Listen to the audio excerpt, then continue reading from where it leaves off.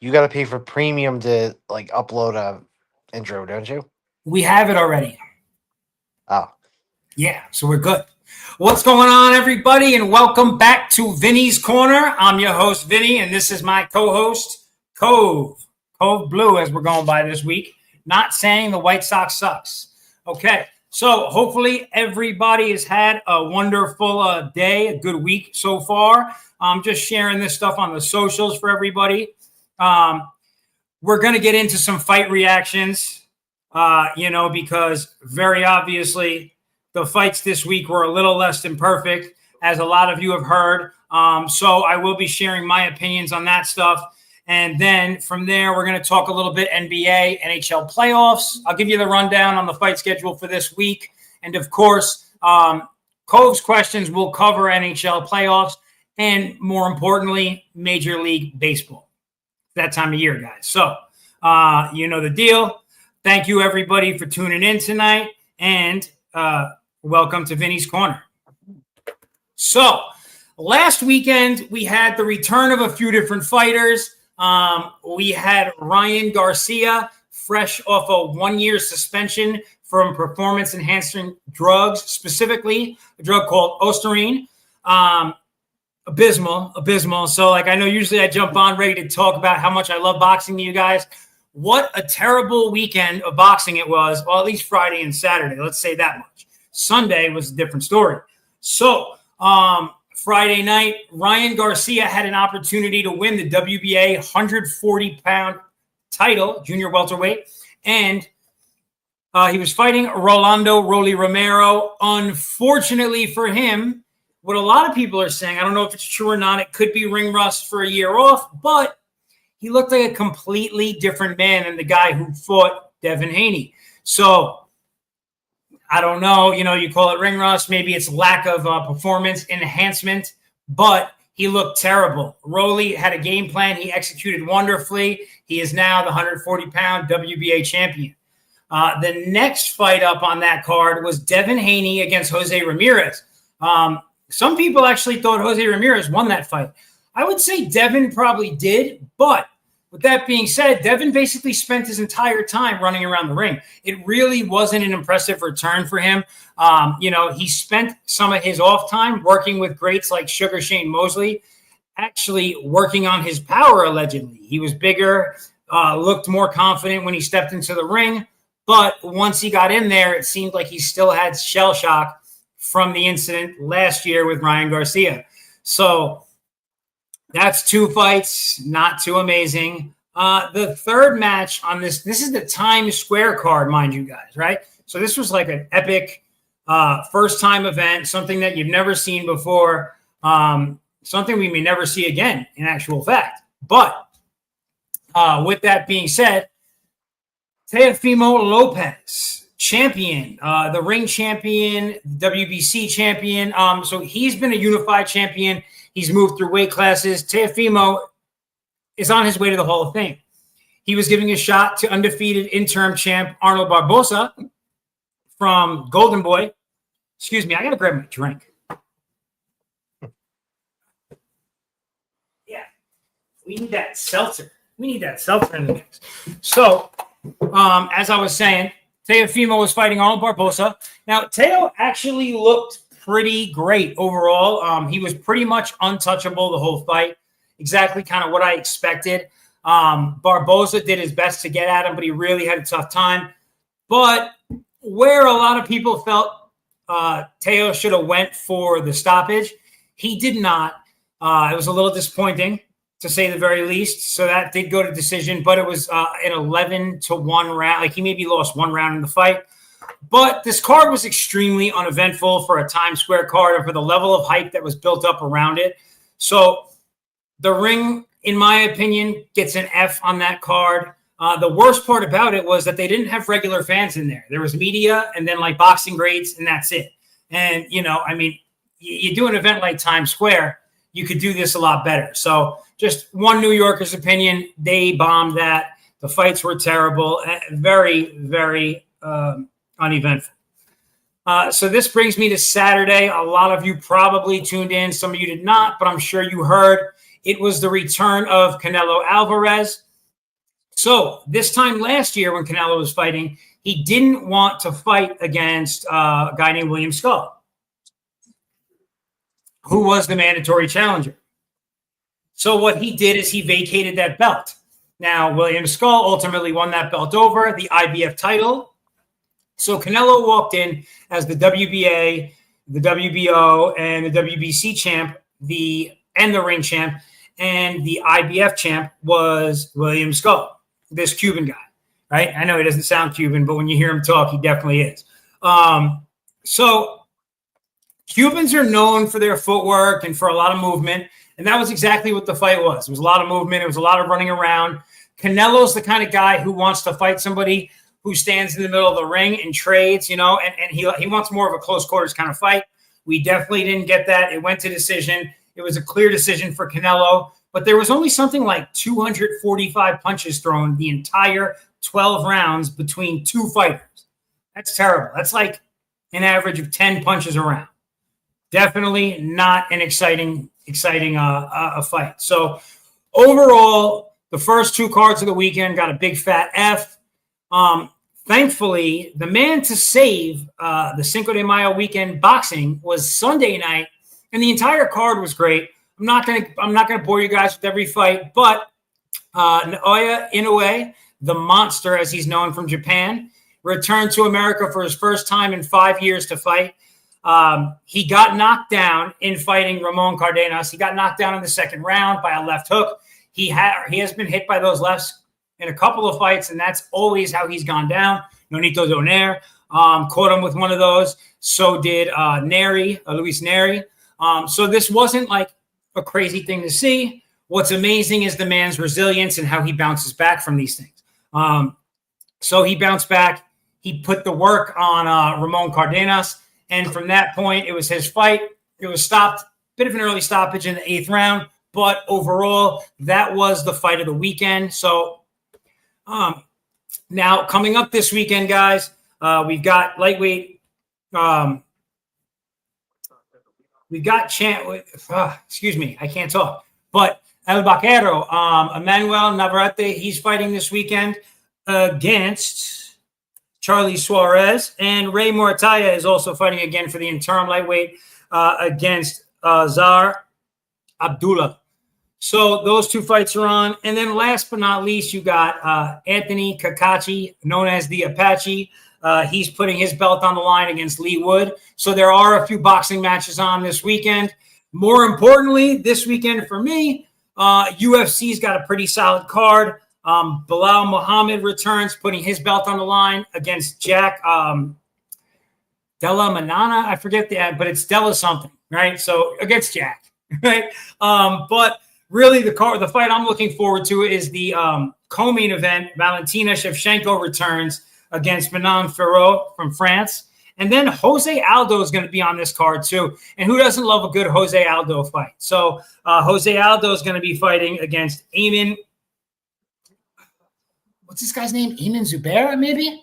But, so the return of this guy, it should be a decent card. I'm fairly excited for it. I'll definitely be watching UFC this weekend.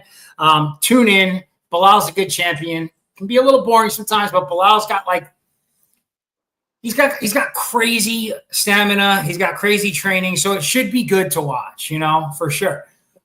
So now kind of to just jump into the things that we do talk about most, right?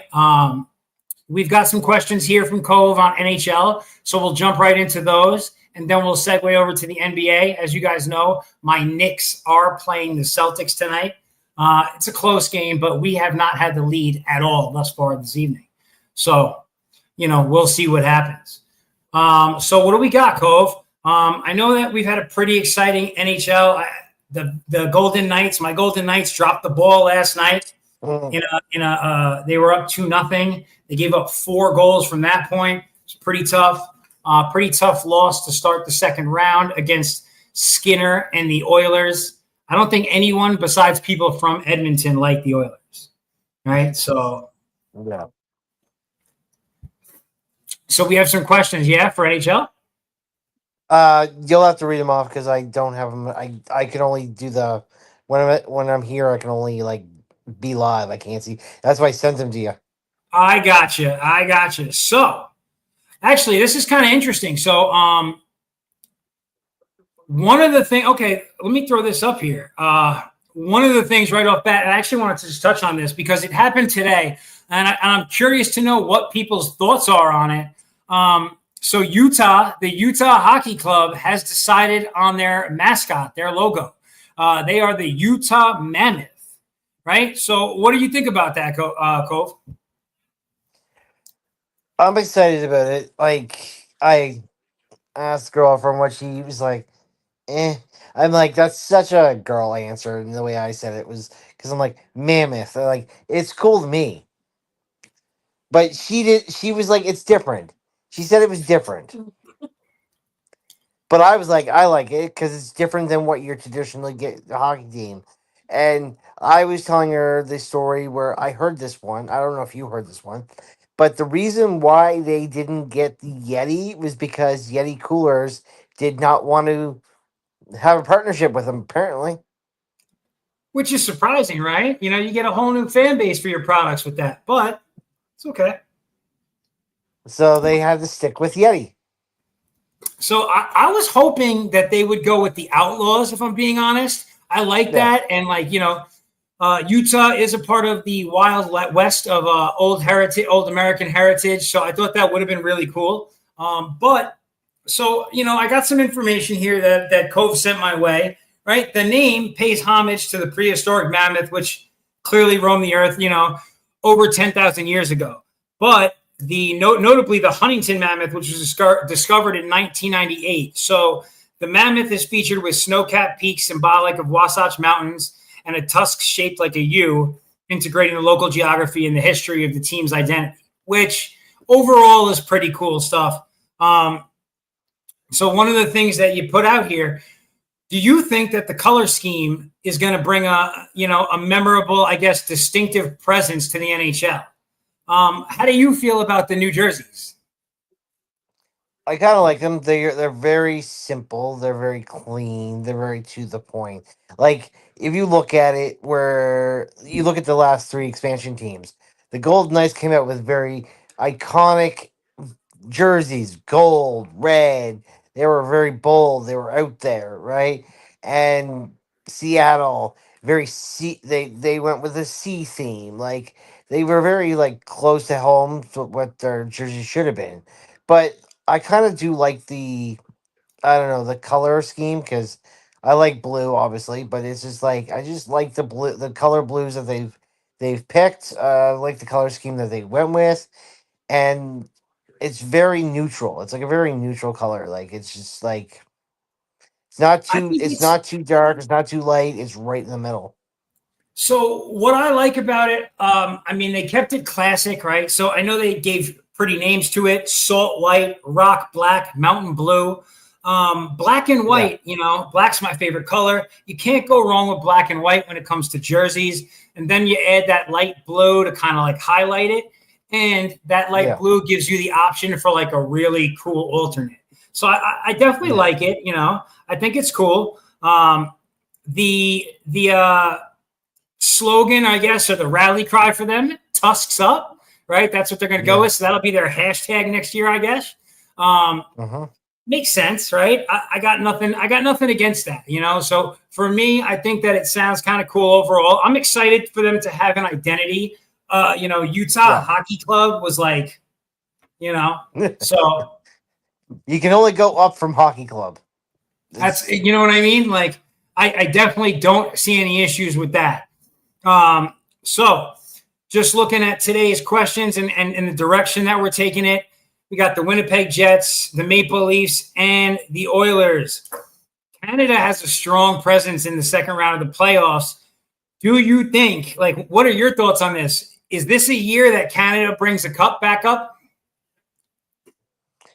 I mean it could be like if Edmonton can solve Winnipeg, and currently right now Toronto is kind of handling Florida.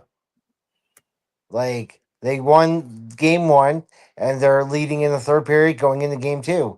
Toronto is kind of Actually, handling Florida right Florida now. just tied it. It's 3-all. Oh, okay. Yeah. The last time So I checked, it was But Yeah. I Florida's mean, they're back in the mix. yeah, they're back to the mix. But I do ironically have my Florida colors on for the Panthers. But just saying. So it's kind of tough. You got in the East, you still got the Capitals and the Hurricanes. Both of those teams are very good hockey teams. That was actually a great game with them yesterday. Low Mhm. scoring game. What was it, 2-1? But it Yeah, was, I mean, really good defense played all game. Very physical. It was an enjoyable one to watch if you were able to tune in. Um, and we got the Jets and the Stars starting out tonight. the Maple Leafs just scored again, so now it's 4-3. Hmm. So the Maple Leafs are doing their thing. They could definitely it would be pretty cool to see actually. The Maple Leafs have a hard time, right? They've already made it to the second round, which just for the Maple Leafs is kind of a big deal already, right? Yeah, They're known as a first round fluke or a first round flounder. So it's interesting to see. They're leading in the third right now. It's 1-0 in the series. They're up. So you know, now moving on to the Winnipeg Jets, right? They are the 1 seed for a good reason on their side of things in their bracket. They're playing the Dallas Stars now. The Stars just went through a really tough series. They went 7 games with the Avs. What do you think? Can but the so did Jets the Jets defy them? though. But the Jets went through a surprising 7-game series That's a with the fact. Blues, and they had Uh-huh. to go double OT to secure it. They the Jets had to score with 1.6 seconds left in Game 7 to make it go into overtime. So they were 2 seconds away from being eliminated. Yeah, no, and So, so for me, but Dallas, Dallas was down because I texted you that night. Dallas was down 2-0, and then Mika Rantanen just lit it up. Just bam, bam, bam, bam, 3 goals. Like so, it's an both interesting teams came series. back.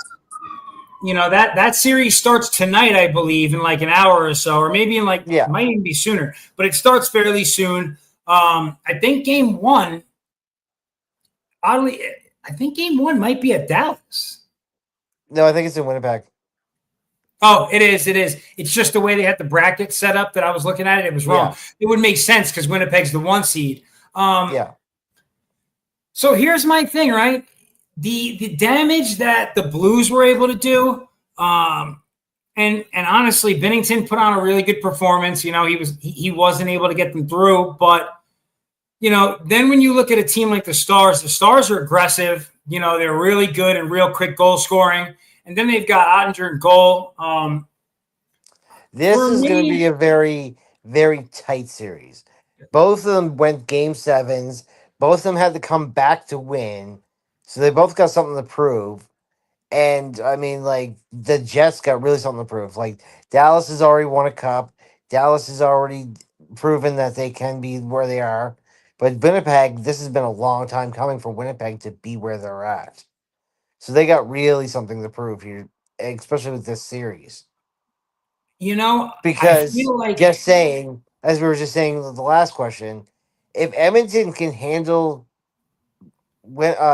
Vegas and Jets can handle, then we got Edmonton versus Winnipeg in the Western Conference Finals, and we haven't seen an all Canadian Western Conference final in a forever. I'm sticking with my original pick. I think Dallas will be able to handle it. I haven't. Yeah, Maybe I'm crazy, but I haven't been that impressed this playoff with Hellebuck at all. yeah, but no, I was only saying if Winnipeg gets past and if Edmonton gets past, then we'll have an all Canadian Western Conference final. It's pretty So amazing that there's 3 Canadian teams still in there, to be honest. You know, yeah, but again, those are 3 of the best teams in hockey all season. So, Winnipeg was really the best team in the West pretty much the whole season, and the Maple Leafs were the best team, basically the best team in the East. So I'm not yeah. I'm not shocked by it, but again, what was I calling these guys? The Maple Leafs have historically, they're like the Brewers of hockey. They're a one and done They're in the one and playoffs. done. Yeah. So, to see them out there doing their thing, it's been pretty cool so far. There's about 11 minutes left. We'll see if they can hold on to this lead and go, 2-0, right? It'll be tough for Florida to come back from a 2-0 deficit, but certainly not impossible. So, I guess we're going to see what happens there. Now, let's see what else we got here. The Jets clinched the President's Trophy with a franchise best 56-22-4, led by Kyle Connor and Connor Hellebuck. Can that translate into a deep playoff run? So kind of what we were talking about, it certainly could. I just think that it could, but it get just back depends to regular season form. Yeah. It's just who they play. It's just depending who they play. And Dallas is a solid team, but Dallas is beat up, just like Winnipeg is. So this is, like I said, this is a very, very tight series. Like I said, if the Winnipeg can get past Dallas, because you and I both had Dallas going past this round. So like if Winnipeg does get past this, they have a good shot at it because they've passed they Winnipeg. Well, they played the Blues, but the Blues gave them a run for their money. Then they play Dallas. If they beat Dallas, then they're playing Edmonton or they're playing Vegas. So like they do have a legitimate shot. So it's kind of interesting to say this, but as a Golden Knights fan, I almost prefer that if we get past Edmonton, I almost prefer to play the Jets. Now, maybe that's crazy, but I don't. But I just, if Dallas gets to the West Coast final, I don't think that they're getting stopped. Yes, but now not against Vegas. Vegas would earn the right to be there. But let's go old school for a second. Wouldn't you love to see a Dallas versus Edmonton Western Conference final? Because Dallas versus Edmonton series and in your lifetime, in my lifetime, were crazy. Yeah, it's been good hockey for sure. I mean, listen, at the end of the day, I'm watching regardless because, I am. Oh, is this game over? Hold on a second. What's going on in this Knicks game? Give me a second here, guys. We got to see what's going on in the Knicks game. Very important. Did you guys finally lose? I think no. The Knicks won. Oh my God. The Knicks won. Oh my goodness. The Knicks are now. Okay, guys, we'll come back to hockey here in a minute. My New York Knicks are now 2-0 in the series. I missed the end of the game because I was talking with folks here. This is tremendous. I can't believe we just went into Boston and took game 1 and game 2. Let's fucking go. This is it. Yeah, because last time I checked, they had an 18-point lead, but they also had a significant. Boston had a significant lead in game 1 too. So like, unbelievable, literally unbelievable. This is one of the more exciting times to be a New York fan. Oh my God, I'm really like, wow. I can't even. I'm texting somebody Bing Bong as we speak because wow, dude, I'm just like, I'm so happy. I don't even know what to say. This is actually amazing. Hockey will be right back. This is a great time to talk some basketball. Let's see what dude, I can't. Wow. Okay, I got to see how this finished right here. This is literally unbelievable. Josh Hart with 23 points on the game, bro. Okay, so somebody said, this is the most amazing thing ever. Somebody said to me, actually, my guy Dravo, I don't know if he hears me right now, but he was like, there's no way that they're going to shoot that poor, the Celtics again, from three-pointer.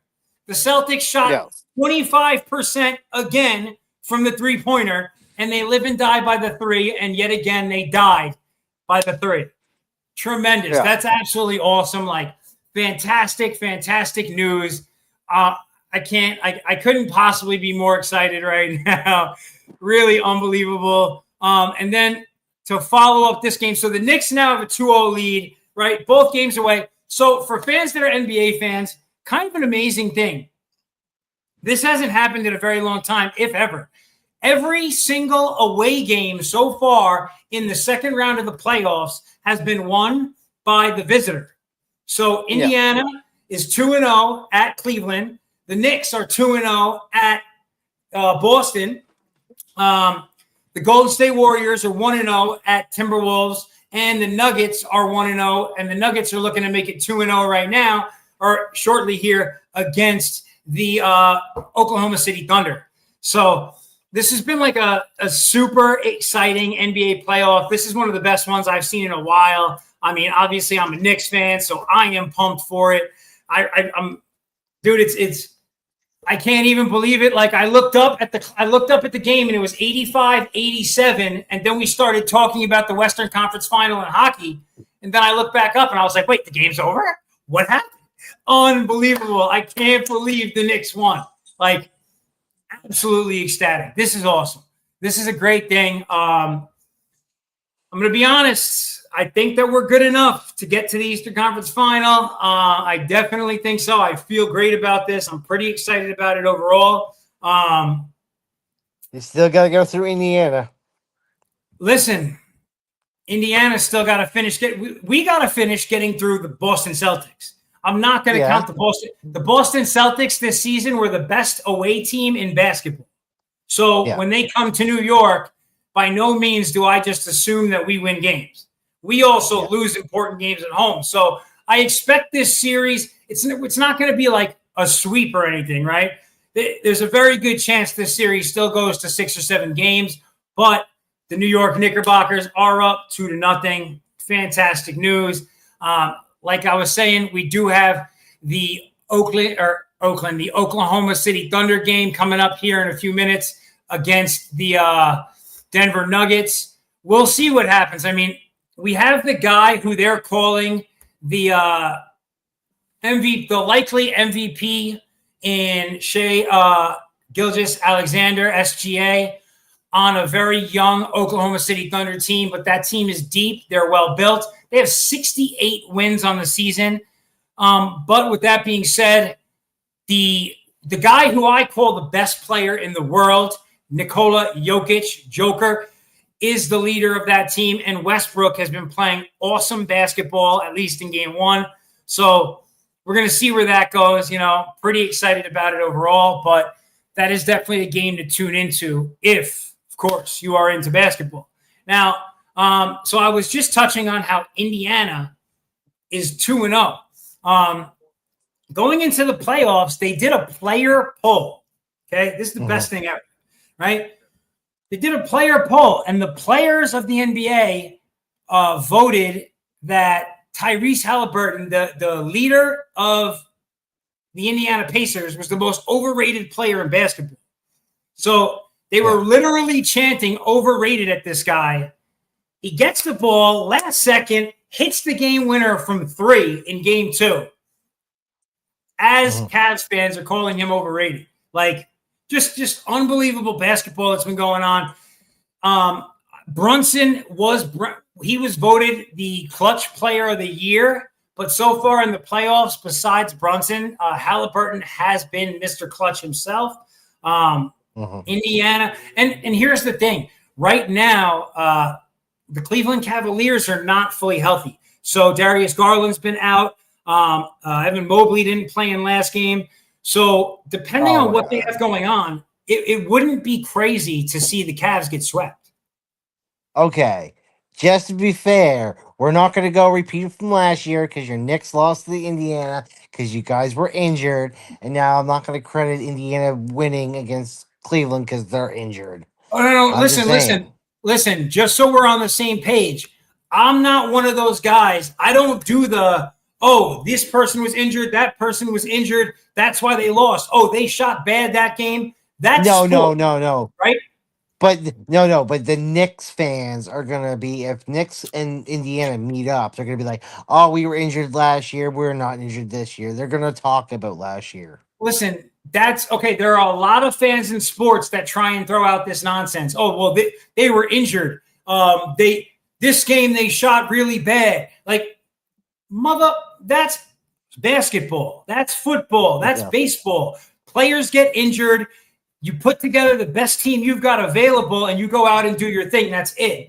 You don't get to make an excuse about who was hurt because that's sports, right? Like, so I Yeah. don't believe in that. It happens all the time, but I don't believe in that. So for Mhm. me, you're not going to hear any excuses. As simple as this: like, we win, we lose. It's been 41 years of living. I've never seen my Knicks win, so I'm pretty excited about what's going on right now.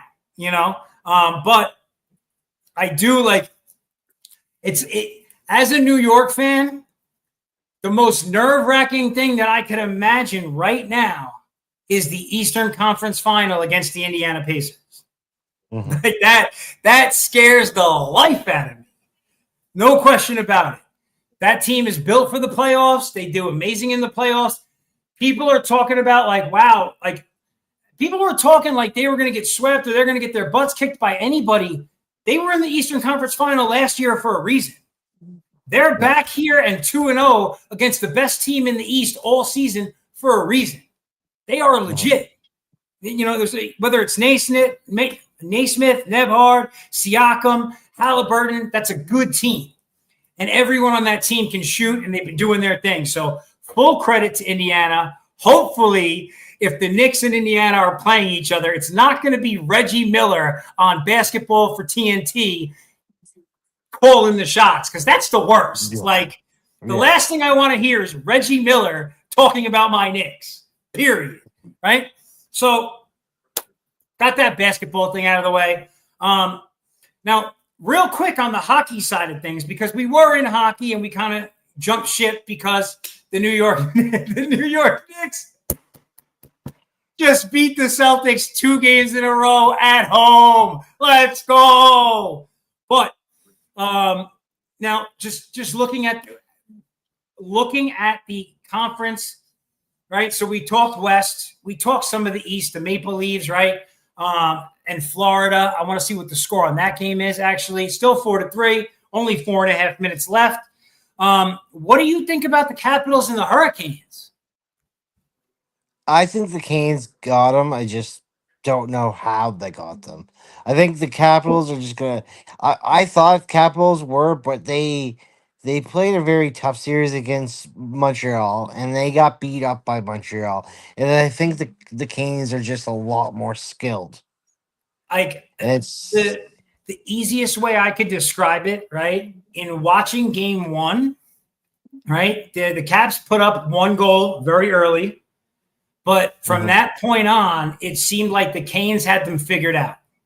yeah, Right? It just like the Canes had puck control for the majority of the game. The Canes took a million shots. Like, I mean, honestly, Logan Thompson played his butt off to only give up 2 goals in that game because they were ripping shots on him all night.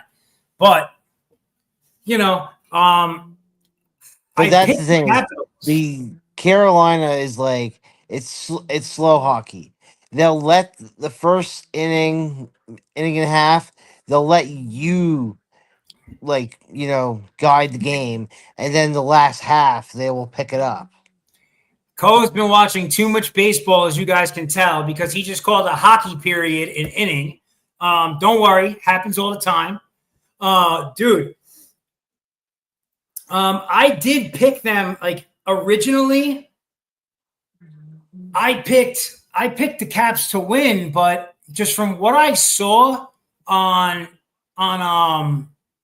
or yesterday night, I don't know. Like I said, it just feels like the Canes got them figured out. The Canes and you, like you said, they slow the game down, right? They Yeah, keep puck control heavy. Their passing is great, and they just keep firing on the goal, right? I don't know how many like Thompson only gave up 2 goals in that game.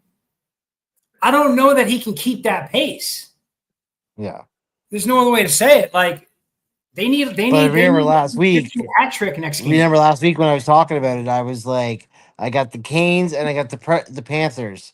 Now the Panthers are surprising me by possibly blowing the first two games, but I have faith in the Panthers to come back into Florida and Bob Rossi taking a breather, taking a day off, and then bringing it back up. So I don't count the Panthers out at all. Dude, I don't know. I mean, they're a hard team to count out, right? Mhm. Here's my thing though. Okay, so let's say, let me just, let me look at the update here on the game. It's still 4-3, less than 4 minutes to play. Let's say they lose today. Do you feel like Mhm. Florida can come back from 2-0? Oh yeah. No hesitation. Like I said, give Bobrovsky a day off. Get his. Because remember last year they had the 3-0 lead in the finals, and then they lost game 4, game 5, game 6, and then Bobrovsky got his head out of his ass, and they came back to win game 7. So you can't count them out. So So I what? watched them lose 3 last year and almost game 7 last year. So almost losing the Stanley Cup Finals, and they came back to win it. So it's like you can't count them out. This team has went to game sevens multiple times and have excelled. Like this So do team, you? Florida is built to go 7, but Toronto was not. So Do you think this will be a 7-game series? Depending on how the outcome comes, if all of a sudden the Leafs take a 3-0 lead, then that'll be different. But if Florida comes back and makes this 2-2, then yes, I feel like this could go a 7-game series. I think I don't see the Canes and the Caps. I don't see going 7 games. I don't know. I mean, once I see Vegas and the Oilers play game 2, I'll have a better feel for the series. The No, I Jets feel and the the Stars. Canes. The Canes, I feel like can win in 5. Canes can win in 5.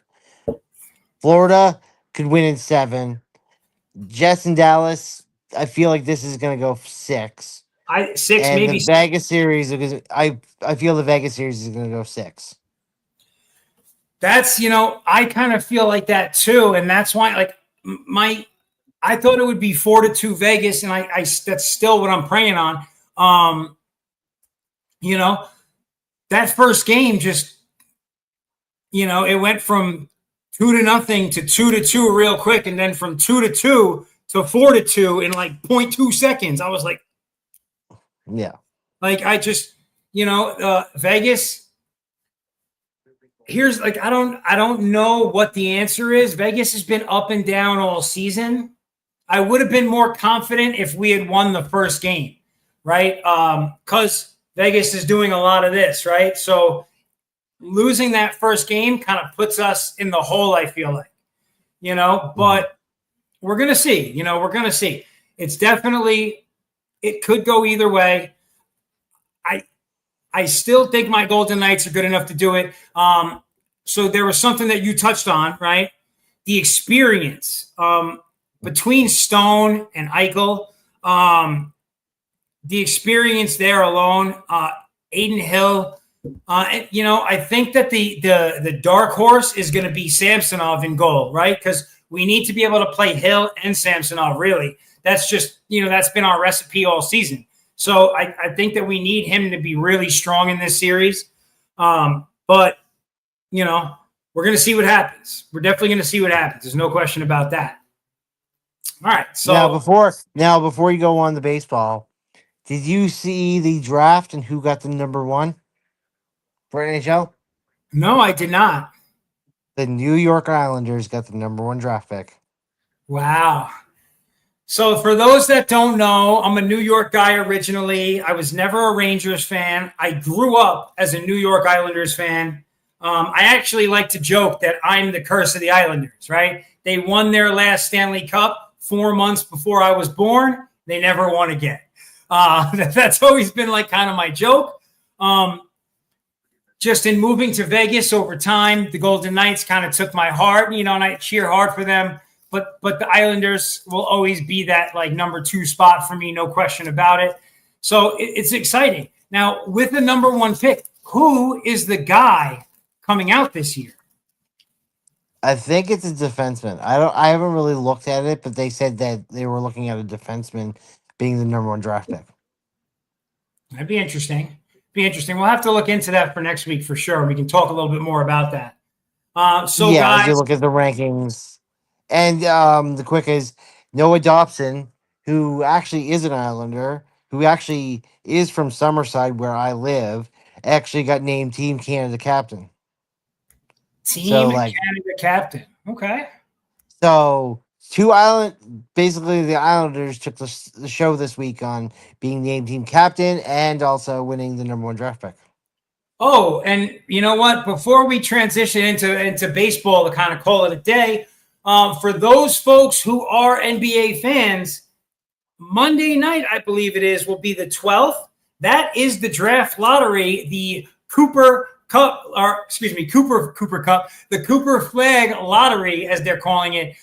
So we'll see what happens there, which team he goes to.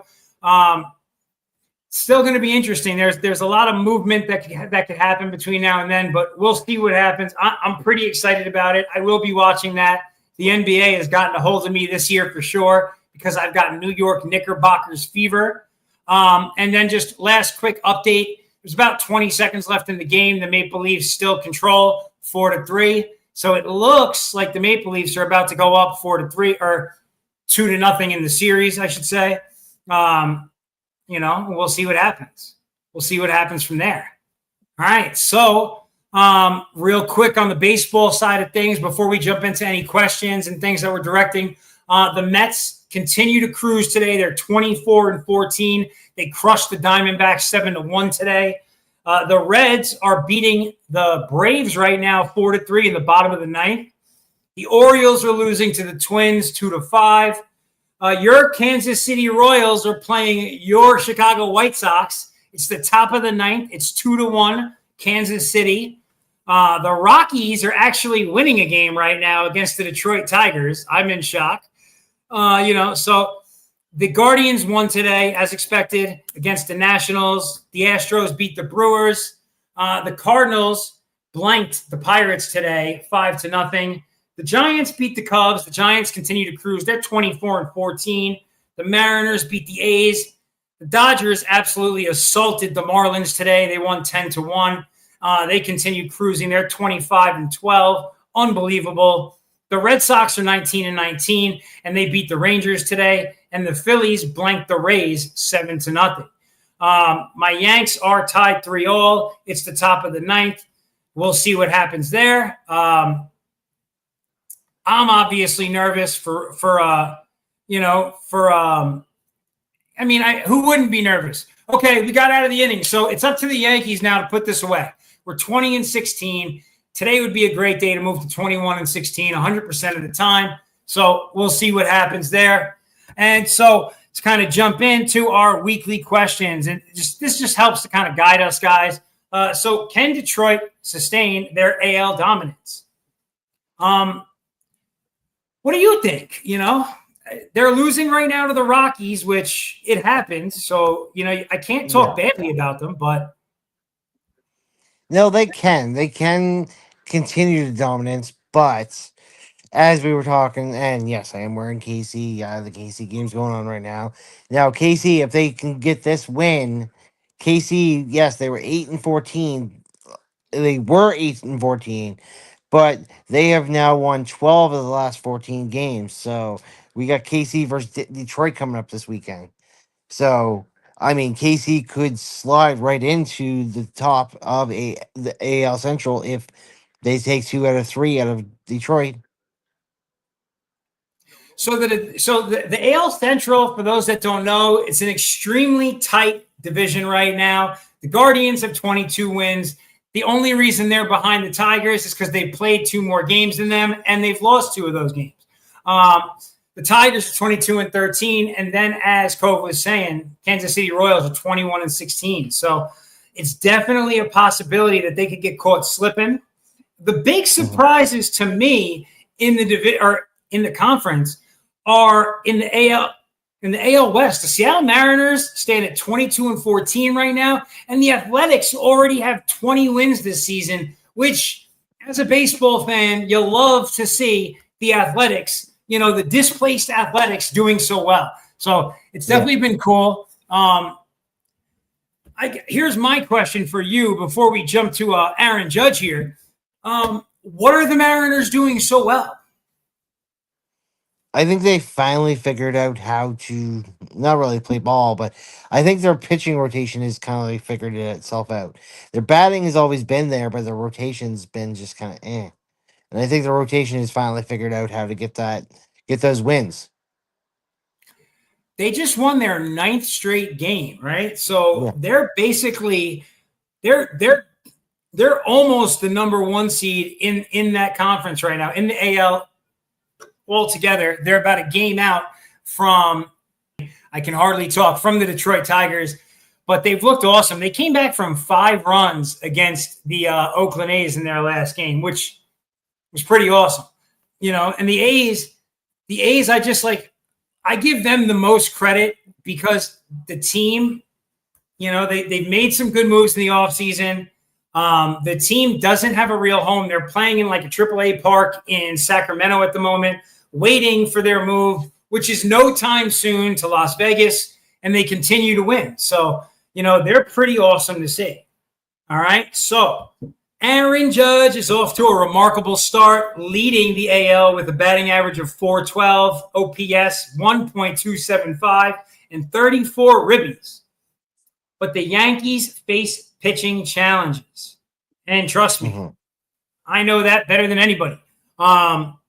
Can Judge's performance offset and keep the team competitive? It's almost impossible for me to say no, right? And then you have guys like Goldschmidt batting 350 plus. I think the Yankees offense, as always, has made them more competitive. Yeah, their offense made them competitive, but as being a Yankees fan, that rotation can kill a game in 2 seconds. Well, right. So we might say we get a 1-run 5-inning outing by Rodon, right? And then Leiter comes in and gives up 4 runs, and you're like, oh, what happened? And this is the kind of thing that happens. Yankees baseball is stressful because as Yankees fans, we expect to always be in first place. And I think we only have a game cushion right now. Like I was saying, the Red Sox have 19 wins themselves. They're right there. So it's definitely not like a comfortable area that we're in. The Red Sox have been playing good baseball. They're a 500 team. But I don't think we have too much to worry about outside of the Red Sox. But again, I don't want us to be a wild card team. I'm a Yankees fan. I want to see us in first place all season. Yeah. And remember, my hot take for the year, my man Judge is going to have a plus 500 on base percentage when this season ends. Bookmark it, baby. That's all I'm saying. And that's mainly because he's hitting so well that they're going to start, they're going to be walking the sky all season. So just one of those things. So the Cubs, right? The Cubs were playing good for a minute there. They've had some real trouble in recent weeks. Is their bullpen a sign of bigger woes to come? What do you think about that, Cove? It is. And I mean, we had our guy who was praising the Cubs for having one of their best starts and blah, blah, blah. And and I've been telling him all season, I'm like, you might know Bell, but the Cubs are going to fall. The Cubs are going to eventually become average because people are going to figure them out. And I think people have been figuring them out. Cubs came off hot and they were doing well. They beat Dodgers, they beat certain teams, but then now I think it's just everybody's figuring them out. And they only have 1 or 2 guys that are really being really dominant, while everybody else is playing average. So they're still in first place, right? They're 22-16 or something like that. 22-15. they've lost 3 of their last 4 games. They lost 2. They lost the series to the Giants as expected. Their next game is at Citi Field against the New York Mets, the red hot New York Mets. I expect them to lose that series too, if I'm being Mhm. completely honest. You know, Yeah, so like I said, they're starting to play really competitive teams, and they're gonna really show if they can sustain it. And I just, like I said, by June, the Cubs are not gonna be this dominant. The Cubs are gonna be a mid 500 team by July. well, you know what? You know who I think is like the biggest threat to them in that division, which is kind of interesting. I wouldn't have thought I'd be saying this. The St. Louis Cardinals. Yeah. Yes. Donovan is batting great. Contreras is playing really good baseball as well. So they're getting good production out of these guys. Um, it's for me seeing them. They're a 500 team right there. I believe they're 19-19 right now. Um, you know, it's tough to say where this team goes, but like Sonny Gray is 4-1 on the season right now. He's kind of leading the way for those guys. Liberatore is pitching decent. He's won 3, he's lost 3, but I fully believe in St. Louis Cardinal baseball is like a real thing. Just like the Chicago Cubs, but Yeah. I think that the Brewers or the Cardinals, if I had to put a bet on it, I think the Cardinals are going to win that division. What do you think? And it officially just happened. The KC won, and they have a 14-5 record at home right now. Massive. That's really awesome. That's really good at, there's not too much I can say about that.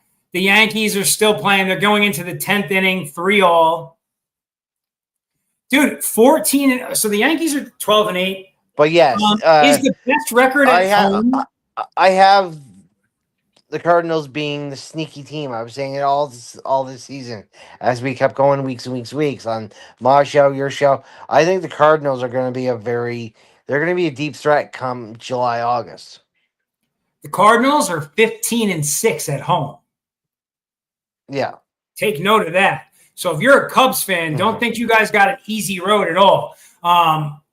No. Appreciate you joining us, Leo. Appreciate that a lot. Thanks for stopping by.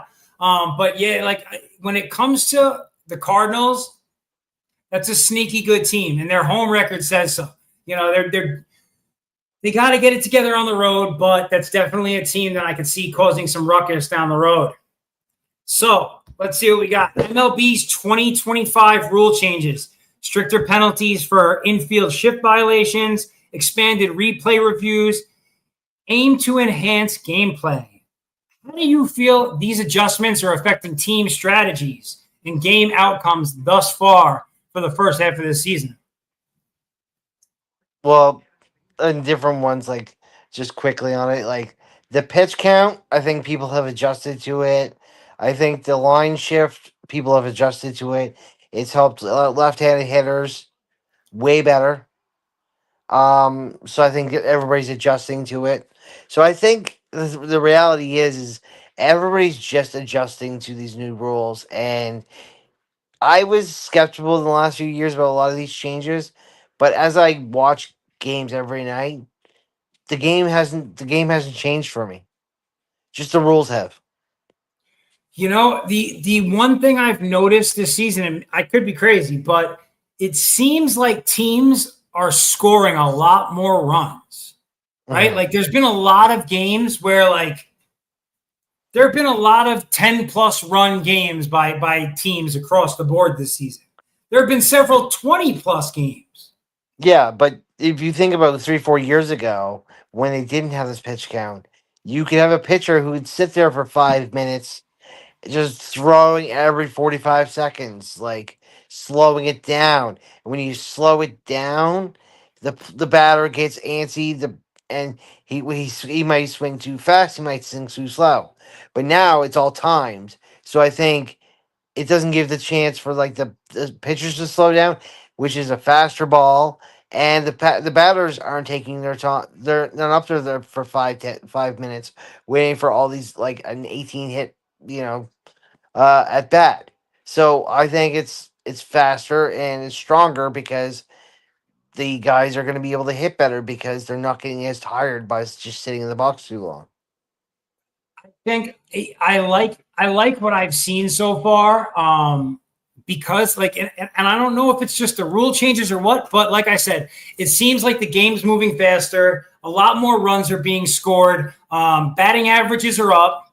I don't want no offense to baseball purists, but I like when I'm watching a lot of batters who are batting 340, 350. Like, I don't want to hear about the best guy on the field is batting 279. Like, to me, that's crazy. Yeah. You know what I'm No, saying? sure. So, like, Well, like I just watched this game here where as I'm watching the KC game, it only did 2-1. yeah, I mean, listen, and don't So get me wrong, there some are games are still competitive going to be games. that way. There still is competitive games depending on Yeah, who's pitching. It comes down to who's on the mound. that's a fact. And I definitely don't feel like it's hurt the pitcher at all. I just feel like No. it's kind of leveled it a little bit because, like, when you're the one controlling the situation and waiting on that pitch, right? And you're calm, but the batter, like you said, they're getting a little antsy. The batter wants to get into it. So for me, I like what I'm seeing with that. I just wanted to point out the score right now in the first quarter of the Thunder Nuggets game is 34-13 Thunder. So looks like the Thunder may have figured it out. We'll see what happens there. But overall, I'm definitely a fan of what I've seen so far in the MLB. I'm excited to see more of it. You know what hasn't come up in the last couple of weeks? And I'm glad because it really wasn't that big of a deal. Torpedo bats. Nobody's talking the torpedo bat anymore, right? Now they're Yeah, spreading through the league. they've kind of People are flaked using them. out. They kind Huh? of flaked out. Yeah. Like Like, there are people they were using a them. fad for a minute, and now it's just like it hasn't changed the game. People are like, That's "All what I'm these saying. torpedo Like, bats, they're gonna people are change the acting game. like They're it was gonna keep." easier. And for me, it definitely didn't make the game any easier. Some players have benefited from using it, but it's just enhanced their swing, and I have no problem with that. So, but listen, guys, it's about that time of night. It's time to put Vinny's daughter to bed. O'clock. It's 7 p.m. And as always, guys, just want to say thank you guys for tuning into Vinny's Corner, and go New York. The Knicks win. Cove, what day this week? Are you doing Friday, Saturday, tomorrow? I know Cove's going to have a podcast going live also focused on Major League Baseball, of course. What's going on with that, Cove? It looks like. Well, I know Drama's gonna he can do tomorrow night. You said Friday, and we're just waiting to see what Thomas is doing. So I might do a doubleheader. I might do a Thursday and a Friday night show. Excellent. So, guys, you may catch me with Cove in what I'm calling Cove's Corner. No, what's the name of it? Between the Strikes. Between the Strikes. That's the name of Cove's podcast. And he'll be looking to possibly do a double header between Thursday and Friday this week. So definitely check out Cove Blue at Cove Blue on X. And, of course, at Vin Casado 1.